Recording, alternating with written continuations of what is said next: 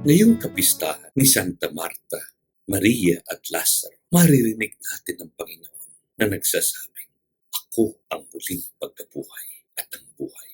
Ang sumasampalataya sa akin, kahit mamatay, ay mabubuhay."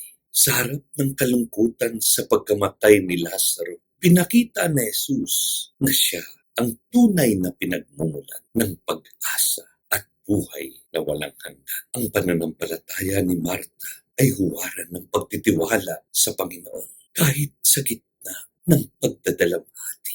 Ngayong kapistahan ng mga kaibigan ni Jesus, pinapaalalahanan tayo na ang pakikipagkaibigan kay Kristo ay nagbubunga ng pag-asa at kaligtasan. Panginoon, palakasin mo ang aming pananampalataya. Naway sa iyong pagkakaibigan ay matagpuan namin ang pag-asa at buhay na walang hanggan.